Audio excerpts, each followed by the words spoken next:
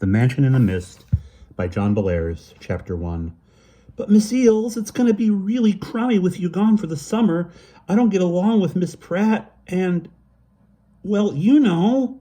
Anthony Munday and his friend Miss Eels were sitting on a wooden bench, which was perched atop a high embankment in Levy Park, in the city of Hoosac, Minnesota. It was a mild day in May in the mid-1950s, and the waters of the Mississippi River were rippled by a stiff, flowery-smelling breeze. Anthony was a tall, gawky-looking young man of 13. He was wearing a red leather cap with a scrunched peak, a red plaid shirt with a buttoned pocket, gray corduroy pants, and white suede shoes. Miss Eels was an odd little woman, close to 70 years old, with bright, darting bird-like eyes, gold-rimmed glasses, and a wild mess of white hair. She was the head librarian of the public library in Hoosac, and Anthony worked for her as a page. They had known each other for several years, and they had a strange but wonderful friendship. Anthony told Miss Eels things about himself he would never have told anyone else because he trusted and believed in her. Miss Eels was kind to Anthony, but, most important of all, she was a good listener. In spite of their friendship, however, a problem had arisen lately. Miss Eels had decided to go on vacation for 2 months in the summer. It was her first vacation in 15 years, and she was planning to spend it with her brother Emerson at his rambling old cottage on an island in northern Canada. But Miss Eels' plans had left Anthony feeling like a fish out of water. He didn't have any close friends his own age, and so he depended on Miss Eels to get him through the long, boring months of summer, when there was nothing much to do except go to the movies, play tetherball, and sit in front of the TV like a zombie. On the other hand, Anthony couldn't very well tell his old friend to stay home. He knew that she deserved a vacation. He just wished that he was going away with her. Miss Eels stared into the muddy waters of the river that lay below them. She puckered up her mouth and looked discontented. "Anthony," she began slowly, "there is a solution to our problem, but I'm not sure it's one that would work out. I could ask Emerson to invite you to come along, but I don't know if you'd be happy in his rickety old house on that godforsaken Chili Lake. There's no electricity, no TV, and the nearest settlement is 10 miles across the lake by motorboat. I'm just afraid you'd be terribly bored. Do you see what I mean?" Anthony shook his head stubbornly. No, Miss Eels. I really wouldn't be bored. My mom says I mope around in the summertime like a lost Charlie Ross, whatever that means. I think it would be fun to go away with you and Emerson."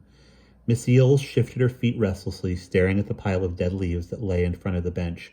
"You can be very persuasive, Anthony," she began, "but still—" "And besides," said Anthony, cutting in, "Miss Pratt doesn't like to have me working for her. She's always crabbing at me and telling me to do some work for a change.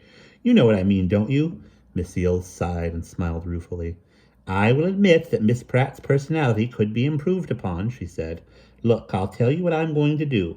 I'll talk to Emerson and ask him if you can go along, but in the meantime, you've got to do 2 things. First, you have to get your parents' permission. Then you've got to round up somebody to sub for you at the library. Do you think you can do that?" Anthony said yes and nodded enthusiastically. That evening, Miss Eels called up her brother, who was only too happy to have Anthony come along on the trip. Anthony got his parents to let him go, and after a few phone calls, Anthony got hold of Ted Hoopenbecker, a red-haired kid who sometimes played ping-pong and pool with him down at the YMCA, and he agreed to fill in at the library. So everything got arranged after all. A week before their trip was going to start, Emerson Eels came down to Hoosac to visit his sister. Emerson was a rabbity-looking little man with a fluff of white hair on his head. He was a rich lawyer who lived in St. Cloud, and he always dressed very well. He drove a black 1938 LaSalle, which was a bit eccentric, but that was Emerson. And though Emerson was a little pompous and know-it-all, he liked Anthony and respected him for his courage and forthrightness. Most of the time, the two of them got along fine. It was a chilly evening and rain was falling. Emerson sat on Miss Eels' living room sofa and puffed at one of his fancy meerschaum pipes. Miss Eels sat across from him in an armchair, sipping tea and trying not to spill any of it. And perched in a kitchen chair nearby sat Anthony. He had a bottle of Coke in his hand, and he looked uncomfortable, as he often did in the presence of some older people. Emerson was rambling about the trip they were going to take in a few days, and he had just dropped a hint that there might be a mysterious jack-in-the-box waiting for them at the old cottage in Canada. Miss Eels set down her teacup, slopping some of it into the saucer. "A jack-in-the-box?" she said nervously. "I hope you don't mean something unpleasant. I was hoping to have a nice, restful time up there." Anthony, however, was excited by the possibility of a mystery. "What do you mean by that, Mr. Eels?" he asked, leaning forward. Emerson smiled placidly. Emerson smoked placidly and smiled. He enjoyed being tantalizing. "Well, there may be nothing to this," he began as he blew a smoke ring into the air. "But, as Myra well knows, there is a riddle to be solved.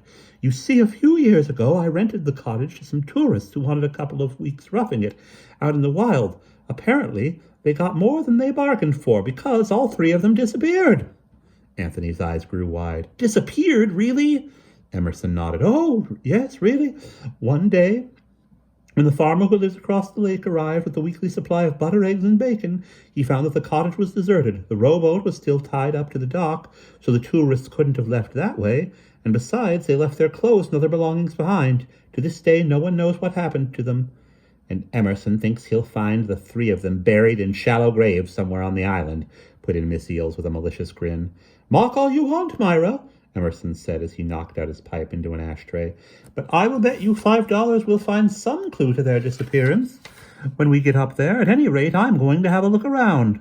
Anthony's eyes shone. Secretly, he hoped that Emerson would find something not too frightening, but exciting all the same. And that's the end of chapter 1.